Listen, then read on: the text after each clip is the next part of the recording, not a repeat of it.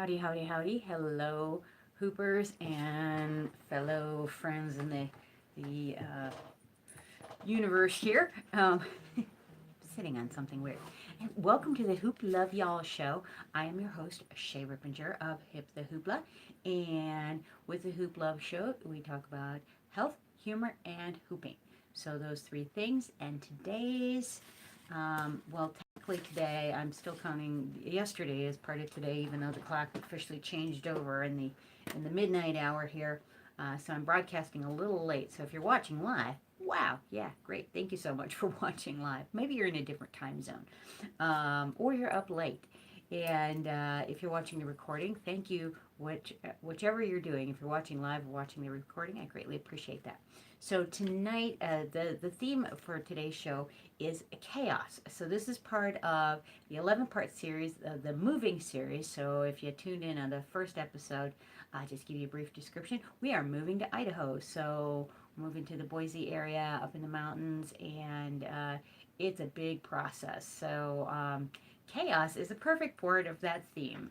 So we hit the moving, the realistic, the scale, and today is all about chaos. So I'm going to tell you a little story, give you a recommendation, do a little breathing. It's instead of a laughter yoga exercise per se today, it'll have a little laughter yoga element in there, but it's more of a breathing and centering exercise.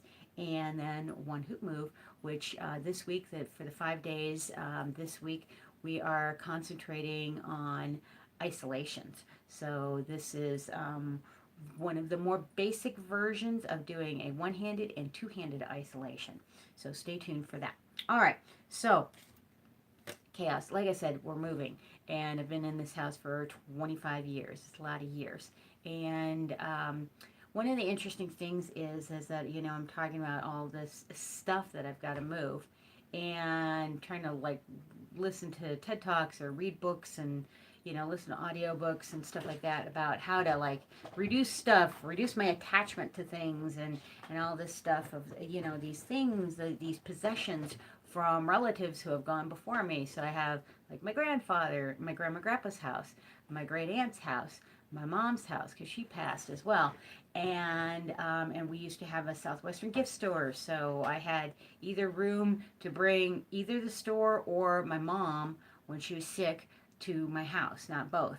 And the store, we closed the store, and then my mom like came to stay with me. So everything happened. So anyway, I acquired all this stuff from other people, other people's lives, as I call it. I joked around with it. When I like it really started whomping on me, is that I like. I don't know if it was a friend of mine. I think I told, or I'm surrounded by other people's dead stuff. So it's kind of an interesting thing. Like they're reminders of their lives. And so I was saying something, I was describing something, and with my husband, and I was talking, and I was like, yeah, this was my mom's, or this is my mom's, that's my grandmother's, whatever it was. And he goes, no. And I'm like, what do you mean, no? He goes, no. And I'm like, what? He said, no, it's your stuff. And I realized that it is my stuff because there's nobody to any longer to tell me what to do with this stuff. Like I was trained growing up that stuff was very important, and my grandparents, especially my grandmother, was saving stuff for me so that I would have stuff to live. So they were saving all the best stuff. And George, if you want to hear a really good bit on stuff, a comedic bit, listen to George Carlin's thing about stuff and how other people's stuff is crap, and your stuff is stuff, and their stuff is there's another word for it too, but let's just use crap as the optimal term here. But it's an interesting thing when you realize that even though you've acquired it from other sources, it doesn't matter the source. It's still your stuff, your responsibility, and I still carry a little bit of the guilt and responsibility for trying to I don't have siblings and I don't have kids. I have a stepdaughter who is not into stuff, and she definitely doesn't necessarily care about the history of my family, and so this stuff is going to like hit a brick wall of like non-importance, non-significance. So, I know I'm not the only one in that boat. But anyway, and I don't think the cat cares either. So about all this stuff. So it's just more closets for her to run in. But anyway, chaos is the theme of the show. So in the process of the moving, I'd taken an organization class before, and I love learning about organizing and about, clutter clearing and all that kind of stuff, and so that I can sort of understand the principles of it. And it has greatly helped me get through households full of stuff. Now, it's taken me years to, like, clear out other people's stuff, which has become my stuff. And I get why when my grandmother died before my grandfather. So after my grandmother died, my grandfather felt like this just weight release, and he ended up clearing out like cabinets so that they were like completely empty. And I did not understand this whatsoever back then. I didn't understand how you could not want stuff, and it came to a head when interestingly enough, my grandmother, she really prided herself as being a really wonderful homemaker. And she didn't work. She had a fourth grade education. She always wanted me to go to school and stuff like that. Anyway, she prided herself as a really wonderful homemaker. And she had this really phenomenal iron. And it was like the Cadillac of irons. So the kind that you iron your clothes with. And it was really nice. And I was asking my grandfather about it or something. It came up, and he said, "Oh yeah, I threw that out." And I was like, "What?" And he said, "Yeah, I threw it out." And I was like, "No, no, I mean you like gave it away or something." He goes, "No, I threw it out." And I mean it was like gone, garbage had already come and picked it up. And I love this iron because I mean I grew up with my grandmother, teaching me about all this stuff about keep taking care of a home and cooking and cleaning and different things that make life go like how how you get along in life, and just some basic common sense stuff and things like that. But not everybody gets life lessons from somebody who's lived a lot of life already. So anyway, but that iron was gone in the universe, and I really would have liked to have had it. I would have liked if he would have given it to me, but it instead went to the trash. So it went to landfill somewhere. This bugs me, but now years later, I understand more of why he just got rid of stuff. And he gave a lot of his tools. Now, I also grew up in his workshop of like building things and spending my summers downstairs. It was nice and cool downstairs in the hot Chicago, humidity. So being downstairs was really nice, and being in the workshop and working on wood projects and all kinds of stuff like that. And I just loved the tools. And he gave like the majority of his tools away. And he did give those away. He did not throw those out, but he gave them away to Maryville, which was a place that he volunteered a little bit to help kids out, to help kids with life skills of working with tools and things like that. And I thought that was a brilliant way to do it because he honed down his tools and gave them to people who could use them, who would really appreciate them, and that gave them a whole new lease on life. So it was kids at risk, and I thought that was pretty awesome. I inherited the rest of his tools, and I'm very appreciative of all these tools. And there's like an essential set of tools. Now, I've also been given tools from my dad. I've acquired tools from my mom. I think I have some from, I've acquired tools from all kinds of places. And plus, I've bought more of my own stuff too, because like as a hoop maker, then I need specific tools for hoop making as well to make my life a little easier. So the stuff accumulation has, the chaos is expansive as you can imagine. So in one of the organization, I was going to tell you this organization quote, which was from Bunny Lundquist, if I recall correctly, who taught this class called Chaos Canceled. And it's funny how you remember like interesting bits and pieces of your life. But one of her rules of organizing was it gets worse before it gets better. So when you're cleaning up stuff, it's not pretty. So when you're trying to get to your goal, it's just a mess. It's a chaotic mess. That's why her company was called Chaos Canceled. So anyway, um, and anyway, so life during this moving process of packing and going through stuff and honing down on stuff is a really interesting process of trying to reflect, and there's just a lot everywhere. So um, focusing is really helpful. But I kind of have like this plan where I like to move from project to project and room to room. And then by the end of the day, see what I have done. And actually today, we're going to do a little laughter yoga exercise, or like a breathing exercise. But I had this thought that came to me, like I call them hit. My mom used to call them hits, so I call them hits too.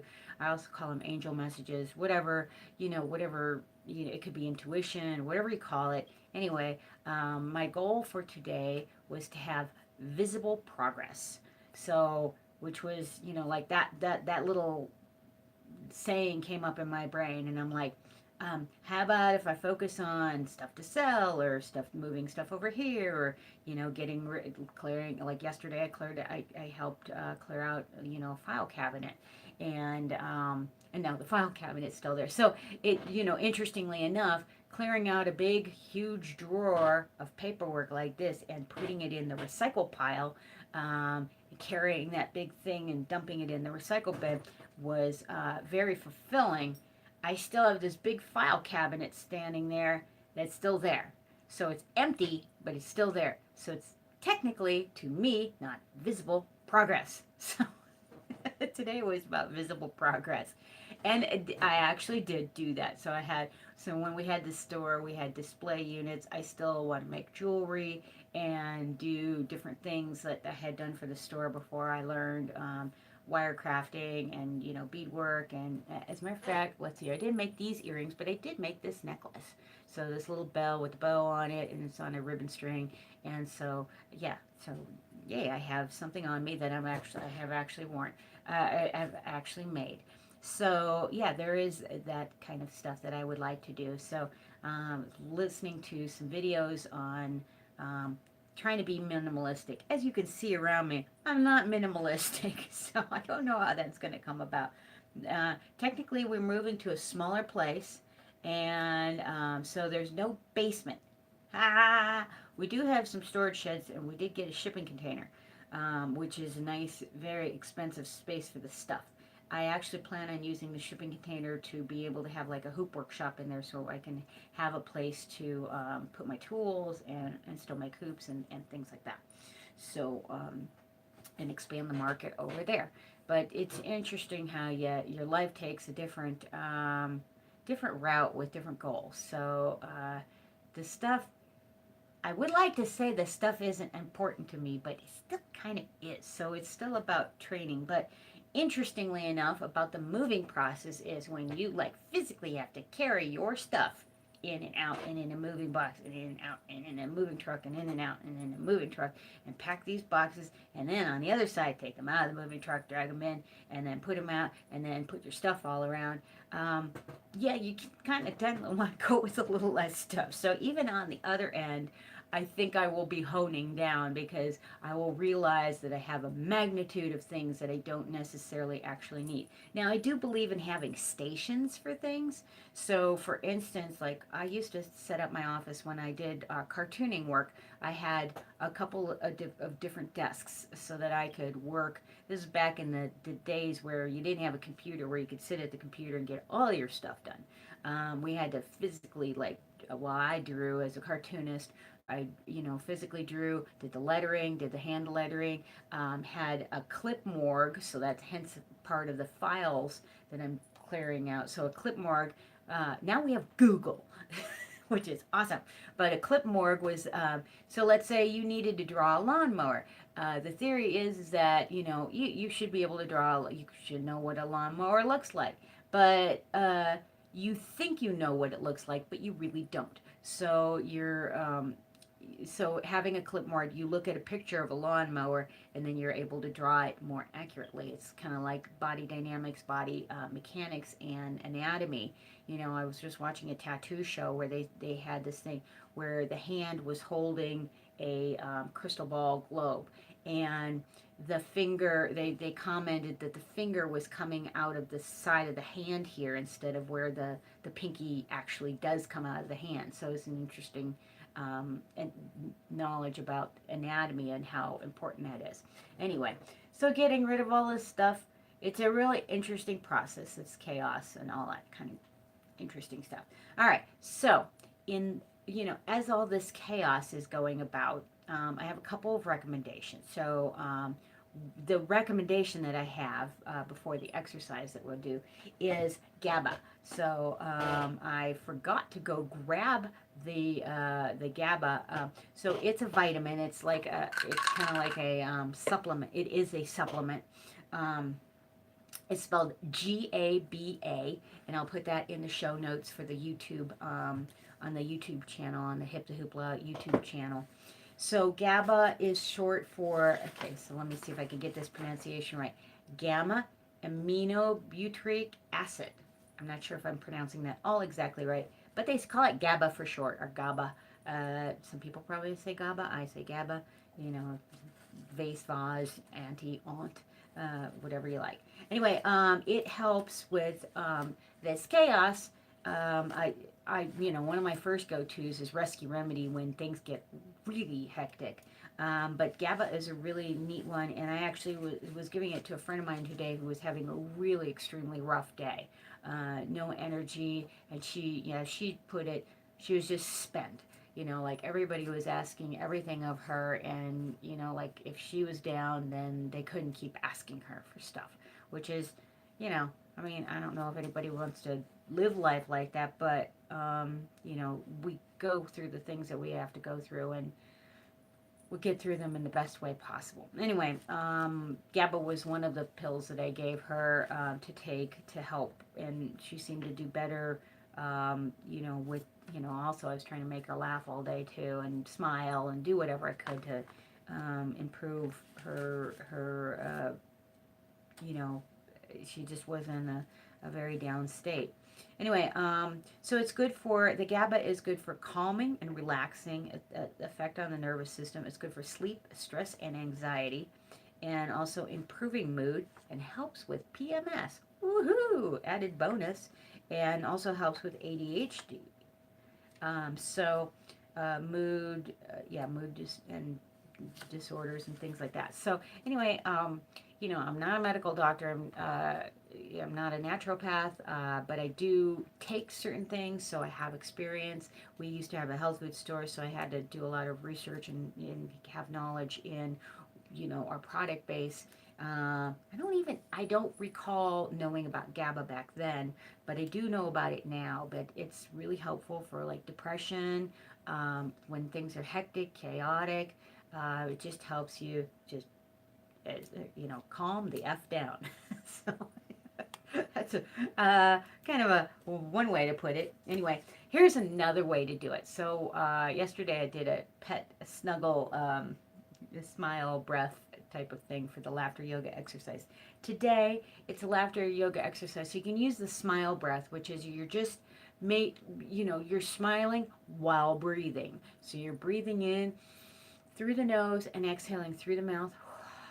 And then what you're going to be doing on this one is you can close your eyes, and you can kind of focus your vision or your gaze, even with your eyes closed, on basically the chakra, not the crown chakra, but the third eye chakra.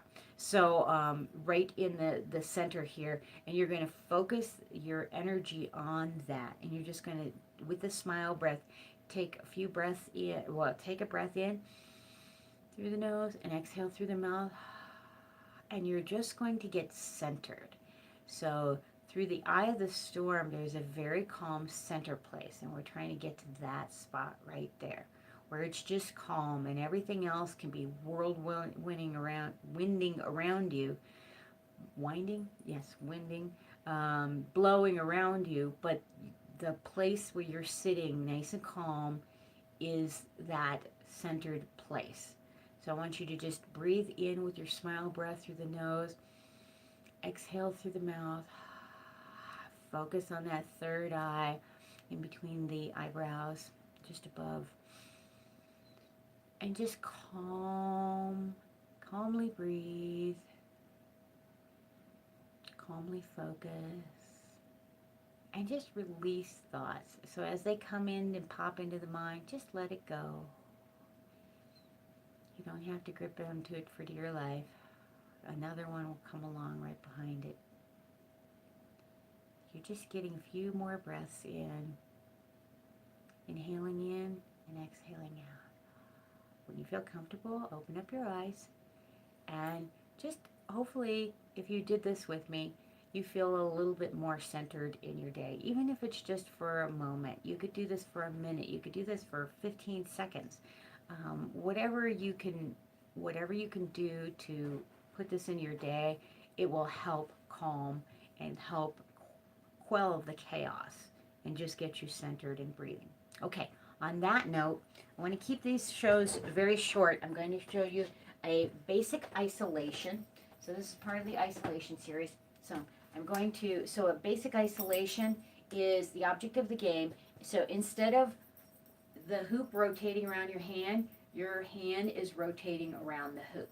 So you're trying to keep the hoop in space as if it's kind of glued there, but it's going to take some effort to do that. So like I say with ballerinas, they make things look effortless, like it takes no skill, or like they're light as air, and every single muscle in their body is taut and working.